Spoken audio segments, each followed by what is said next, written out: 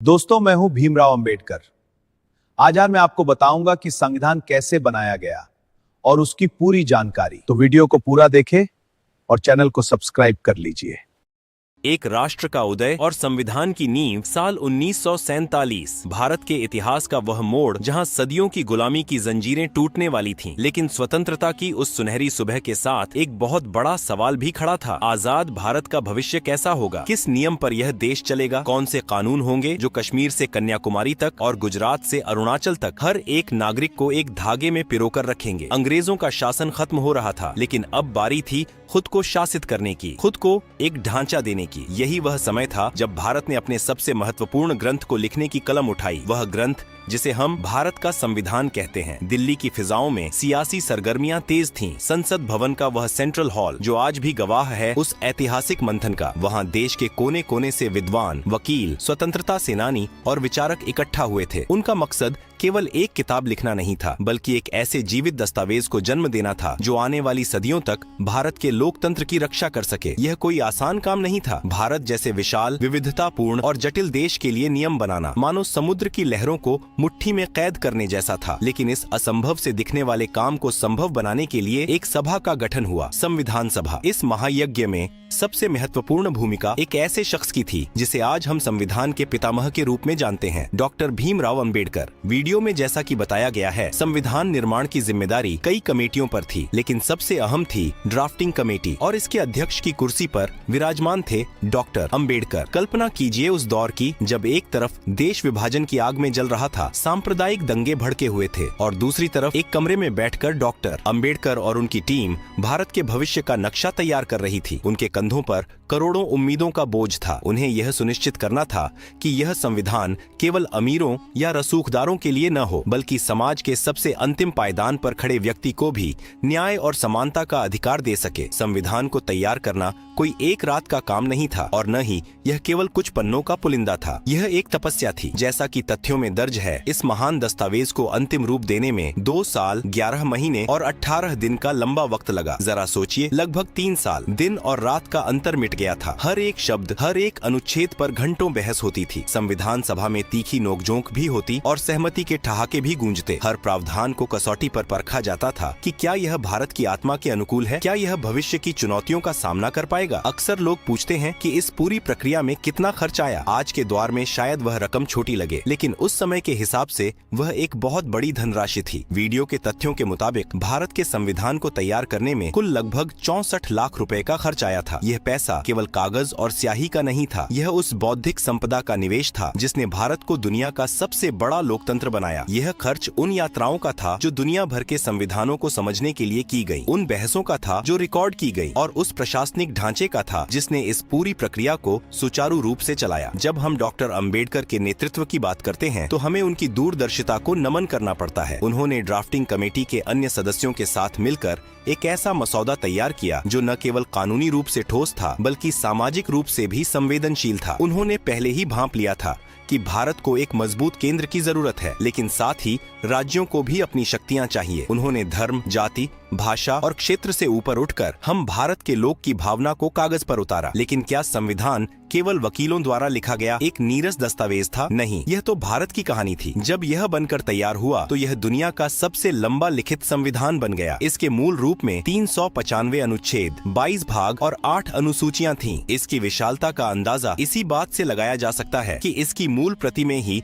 251 पन्ने थे। यह केवल लंबाई की बात नहीं थी, बल्कि गहराई की बात थी। इसमें हर छोटी से छोटी बात का जिक्र था। सरकार कैसे बनेगी, चुनाव कैसे होंगे, अदालतें कैसे काम करेंगी, और सबसे जरूरी, एक आम नागरिक के अधिकार क्या होंगे। जैसे जैसे समय बीत रहा था, 1949 का साल अपने अंत की ओर बढ़ रहा था। तारीख थी 26 नवंबर 1949। सर्दियों की उस सुबह संविधान सभा ने आखिरकार इस दस्तावेज को अपनाया। यह वह दिन था जब भारत ने खुद को एक संप्रभु राष्ट्र घोषित करने की दिशा में पहला औपचारिक कदम उठाया। इसीलिए आज हम 26 नवंबर को संविधान दिवस के रूप में मनाते हैं, जिसकी शुरुआत 2015 में हुई। लेकिन कहानी अभी खत्म नहीं हुई थी। संविधान को अपना तो लिया गया था, पर इसे पूरी तरह लागू करने के लिए एक खास तारीख का इंतजार था, 26 जनवरी 1950। यह तारीख इसलिए चुनी गई थी क्योंकि दशकों पहले इसी दिन कांग्रेस ने पूर्ण स्वराज की मांग की थी। अब हम कहानी के उस पड़ाव पर हैं जहां कानून कला से मिलने जा रहा था। संविधान का मसौदा तैयार हो चुका था, शब्द चुने जा चुके थे, बहसें पूरी हो चुकी थीं, लेकिन एक सवाल अभी भी बाकी था। इस पवित्र ग्रंथ को लिखा कैसे जाए? क्या इसे टाइपराइटर से खटखट करके छापा जाए या फिर इसे किसी प्रिंटिंग प्रेस की मशीन में डालकर हजारों कॉपियों में बदल दिया जाए? नहीं, भारत का संविधान कोई साधारण सरकारी फाइल नहीं था। यह भारत की आत्मा की आवाज थी और आत्मा को मशीनों से नहीं, हाथों से उकेरा जाना चाहिए था। यही एंट्री होती है एक ऐसे कलाकार की जिनके हाथों में मानो जादू था। नाम था प्रेम बिहारी नारायण रायजादा। वीडियो में जैसा कि बताया गया है, पंडित नेहरू ने प्रेम बिहारी जी से संपर्क किया और उनसे संविधान को लिखने का आग्रह किया। जब बात मेहनताने की आई तो प्रेम बिहारी जी ने जो जवाब दिया, उसने इतिहास के पन्नों में उनका नाम सुनहरे अक्षरों में लिख दिया। उन्होंने कहा, मुझे एक भी पैसा नहीं चाहिए, मेरी बस एक शर्त है, संविधान के हर पन्ने पर मेरा नाम होगा और अंतिम पन्ने पर मेरे नाम के साथ मेरे दादाजी राम प्रसाद सक्सेना का नाम होगा। यह शर्त एक कलाकार का अपने गुरु और पूर्वजों के प्रति सम्मान थी। सरकार ने इसे मान लिया। प्रेम बिहारी रायजादा का काम शुरू हुआ। उन्होंने अंग्रेजी के इटैलिक्स स्टाइल में बड़े ही खूबसूरत और प्रवाहमय तरीके से लिखना शुरू किया। जरा सोचिए उस धैर्य की। 251 पन्ने, हजारों शब्द और एक भी गलती की गुंजाइश नहीं। अगर एक भी शब्द गलत हुआ तो पूरा पन्ना बदलना पड़ता। स्याही में डूबी हुई निब जब कागज पर चलती थी तो एक राष्ट्र का भविष्य आकार ले रहा होता था। यह केवल लेखन नहीं, एक साधना थी। 6 महीने तक प्रेम बिहारी जी एक कमरे में बंद रहे और अपनी कलम से भारत की किस्मत लिखते रहे। यह दुनिया का सबसे बड़ा हस्तलिखित संविधान बन गया। लेकिन रुकिए, क्या संविधान केवल काले अक्षरों का एक दस्तावेज था? बिल्कुल नहीं। भारत रंगों का देश है, उत्सवों का देश है और कहानियों का देश है। तो हमारा संविधान सादा कैसे हो सकता था? इन पन्नों को खूबसूरती देने का जिम्मा उठाया शांति निकेतन के महान चित्रकार नंदलाल बोस और उनकी टीम ने। नंदलाल बोस, जो भारतीय कला के पुरोधा माने जाते हैं, अपने शिष्यों के साथ इस काम में जुट गए। उन्होंने संविधान के हर भाग की शुरुआत में एक ऐसा चित्र बनाया जो भारत के 5000 साल पुराने इतिहास की कहानी कहता है। यह केवल सजावट नहीं थी, यह भारत की सभ्यता की यात्रा थी। वीडियो में दिखाए गए चित्रों पर गौर करें तो एक अद्भुत पैटर्न नजर आता है। संविधान के भाग 1, संघ और उसका राज्य क्षेत्र में उन्होंने हड़प्पा और मोहनजोदड़ो की मोहरें बनाई जो भारत की प्राचीनता को दर्शाती हैं। जैसे जैसे पन्ने पलटते हैं, इतिहास आगे बढ़ता है। वैदिक काल के ऋषियों के आश्रम दिखाई देते हैं जो हमारी गुरु शिष्य परंपरा का प्रतीक है। सबसे दिलचस्प चित्र भाग 3 यानी मौलिक अधिकारों वाले हिस्से में है। यहाँ भगवान राम, माता सीता और लक्ष्मण को लंका विजय के बाद अयोध्या लौटते हुए दिखाया गया है। यह चित्र यूं ही नहीं चुना गया था। राम राज्य को न्याय और आदर्श शासन का प्रतीक माना जाता है और मौलिक अधिकार भी नागरिक को न्याय दिलाने का सबसे बड़ा हथियार है। इसी तरह भाग 4 नीति निर्देशक तत्व में भगवान कृष्ण अर्जुन को गीता का उपदेश देते हुए नजर आते हैं जो कर्तव्य और कर्म का संदेश है। शांति निकेतन के कलाकारों ने किसी धर्म विशेष को नहीं बल्कि भारत की समग्र संस्कृति को उकेरा। पन्नों पर भगवान बुद्ध और महावीर के चित्र शांति और अहिंसा का संदेश देते हैं। फिर इतिहास मध्यकाल में प्रवेश करता है। भाग 6 और उसके आगे के पन्नों पर बादशाह अकबर और मुगल वास्तुकला की झलक मिलती है। फिर आता है मराठा और सिख साम्राज्य का द्वार जहां छत्रपति शिवाजी महाराज और गुरु गोविंद सिंह जी के चित्र वीरता की गाथा सुनाते हैं। और आखिर में स्वतंत्रता संग्राम भाग 9 और अन्य हिस्सों में महात्मा गांधी की दांडी यात्रा, नोआखाली में दंगा पीड़ितों के बीच बापू और नेताजी सुभाष चंद्र बोस की आजाद हिंद फौज को दर्शाया गया है। यानी जब आप संविधान के पन्ने पलटते हैं तो आप केवल कानून नहीं पढ़ते, आप सिंधु घाटी से लेकर 1947 तक के भारत को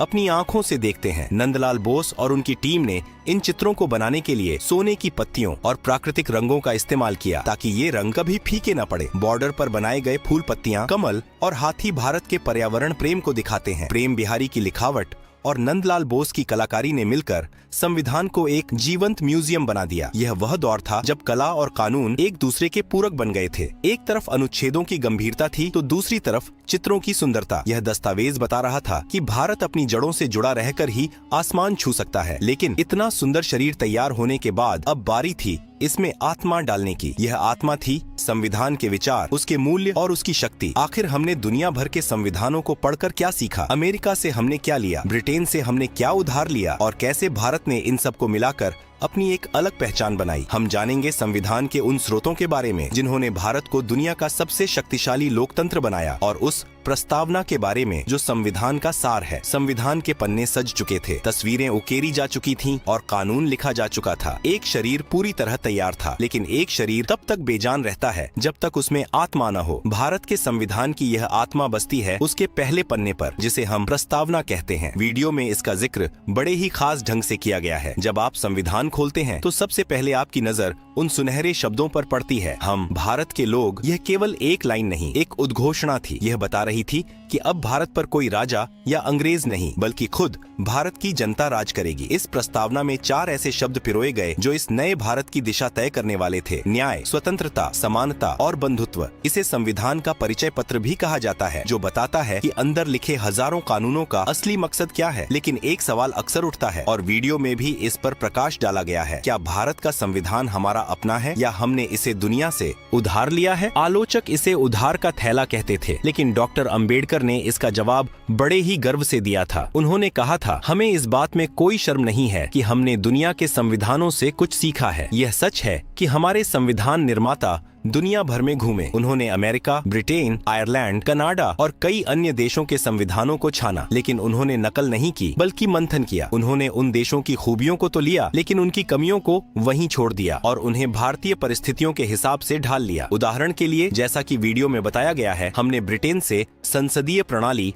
और कानून का शासन लिया। क्यों? क्योंकि हम अंग्रेजों की इस व्यवस्था से वाकिफ थे और इसे भारत में लागू करना आसान था। फिर हमारी नजर अमेरिका पर गई। वहाँ से हमने सबसे शक्तिशाली चीज ली: मौलिक अधिकार और न्यायिक समीक्षा। इसका मतलब यह था कि अगर सरकार कोई ऐसा कानून बनाए जो जनता के खिलाफ हो, तो सुप्रीम कोर्ट उसे रद्द कर सकता है। यह ताकत हमने अमेरिका से सीखी। फिर बारी आई आयरलैंड की। वहाँ से हमने राज्य के नीति निर्देशक तत्व लिए, जिसका मतलब था कि सरकार की नैतिक जिम्मेदारी क्या होगी: शिक्षा, स्वास्थ्य और रोजगार। और आखिर में कनाडा से हमने सीखा कि एक विशाल देश को एक साथ कैसे रखा जाए, यानी एक मजबूत केंद्र के साथ संघीय ढांचा। इन सब को मिलाकर जो तैयार हुआ, वह दुनिया का सबसे लंबा लिखित संविधान बन गया। वीडियो के तथ्यों के मुताबिक इसमें लगभग 1,45,000 शब्द हैं। कोई और देश इसके आसपास भी नहीं ठहरता। जब यह लागू हुआ तो इसमें 395 अनुच्छेद, 22 भाग और 8 अनुसूचियां थीं। आज जैसा कि वीडियो में अपडेट किया गया है, संशोधनों के बाद इसमें लगभग 470 अनुच्छेद, 25 भाग और 12 अनुसूचियां हो गई हैं। यह लंबाई इसकी कमजोरी नहीं, इसकी ताकत है। भारत जैसे विविधतापूर्ण देश में, जहां हर कोस पर पानी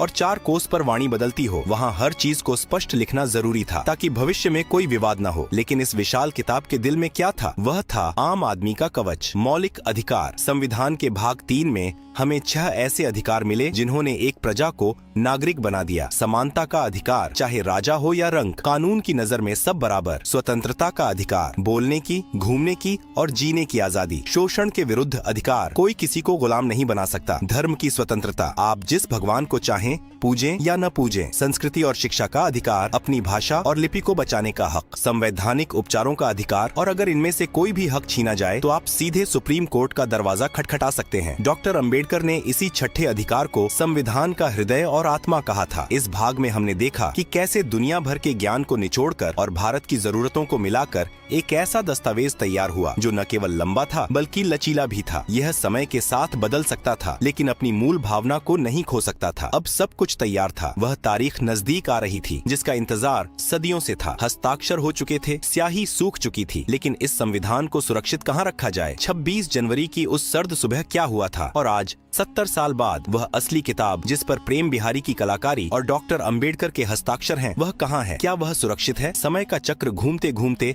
उस तारीख पर आ रुका था जो भारत के इतिहास में अमर होने वाली थी। संविधान बनकर तैयार था, सजाया जा चुका था और उसकी आत्मा उसमें बस चुकी थी, लेकिन एक रस्म अब भी बाकी थी। 24 जनवरी 1950 को संविधान सभा की आखिरी बैठक हुई। बाहर कड़ाके की ठंड थी, लेकिन हॉल के भीतर एक अलग ही गर्मी थी, उत्साह की, गर्व की। इसी दिन 284 सदस्यों ने उस ऐतिहासिक दस्तावेज पर अपने हस्ताक्षर किए। सबसे पहले हस्ताक्षर पंडित जवाहरलाल नेहरू ने किए और सबसे अंत में संविधान सभा के अध्यक्ष डॉक्टर राजेंद्र प्रसाद ने। मूसलाधार बारिश हो रही थी जिसे एक शुभ संकेत माना गया। और फिर आई वह सुबह, 26 जनवरी 1950। दिल्ली का आसमान कोहरे में लिपटा था, लेकिन इंडिया गेट और राजपथ, अब कर्तव्य पथ पर, एक नया सूरज उग रहा था। सुबह के 10:18 बजे थे जब भारत को एक संप्रभु लोकतांत्रिक गणराज्य घोषित किया गया। 21 तोपों की सलामी गूंजी और डॉक्टर राजेंद्र प्रसाद ने भारत के पहले राष्ट्रपति के रूप में शपथ ली। इसी के साथ गवर्नमेंट ऑफ इंडिया एक्ट 1935 इतिहास बन गया और भारत का संविधान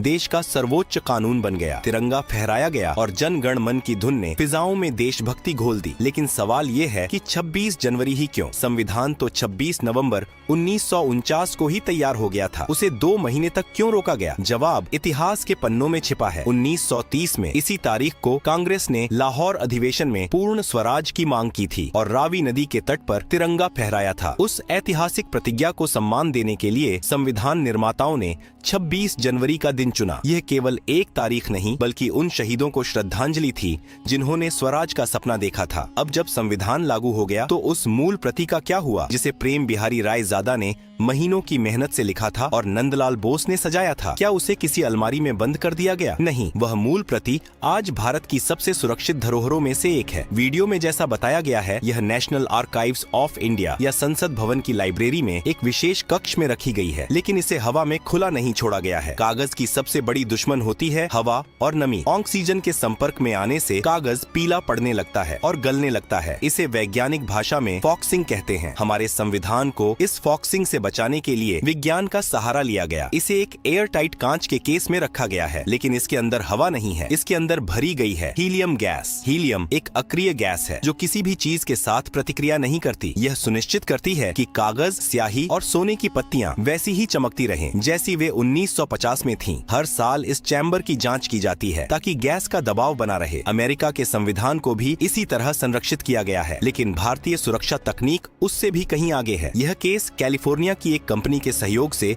भारत में ही विकसित किया गया था। आज भी जब कोई विदेशी मेहमान या शोधकर्ता वहां जाता है तो उसे वह काली स्याही और सुनहरे चित्र वैसे ही जीवंत दिखते हैं। और हाँ, एक छोटा सा रहस्य जो पिछले भाग में छूट गया था। वीडियो में आपसे एक सवाल पूछा गया था कि हिंदी में संविधान किसने लिखा? अंग्रेजी कॉपी तो प्रेम बिहारी रायजादा ने लिखी, लेकिन हिंदी अनुवाद को लिखने वाले कलाकार थे वसंत कृष्ण वैद्य। उनका नाम भी इतिहास में उतना ही महत्वपूर्ण है। उन्होंने भी अपनी कलम से देवनागरी लिपि में भारत की तकदीर को उकेरा था, जिसे भी उसी सम्मान के साथ संरक्षित किया गया है। 70 साल से ज्यादा हो चुके हैं। दुनिया बदली, सरकारें बदली, तकनीक बदली, लेकिन भारत का संविधान आज भी अडिग खड़ा है। यह केवल वकीलों की किताब नहीं है। यह एक गरीब किसान को हक देती है कि वह अपनी जमीन की रक्षा कर सके। यह एक महिला को शक्ति देती है कि वह संसद में खड़ी होकर सवाल पूछ सके। यह एक छात्र को अधिकार देती है कि वह शिक्षा मांग सके। अमन सर के इस वीडियो और हमारी इस डॉक्यूमेंट्री का मकसद केवल आपको तथ्य रटाना नहीं था। मकसद यह एहसास दिलाना था कि जब आप कहते हैं मैं भारतीय हूँ, तो आप उस विरासत का हिस्सा होते हैं जिसे डॉ. अंबेडकर, प्रेम बिहारी रायजादा, नंदलाल बोस और उन 244 सदस्यों ने अपने खून पसीने से सींचा था। आज वह मूल प्रति हीलियम के चैम्बर में सुरक्षित है, लेकिन संविधान की असली सुरक्षा उस कांच के बक्से में नहीं बल्कि भारत के 140 करोड़ लोगों के दिलों में है। जब तक हम इसके मूल्यों, न्याय, स्वतंत्रता, समानता और बंधुत्व का पालन करते रहेंगे, तब तक भारत का लोकतंत्र अमर रहेगा। जय हिंद, जय भारत, जय संविधान।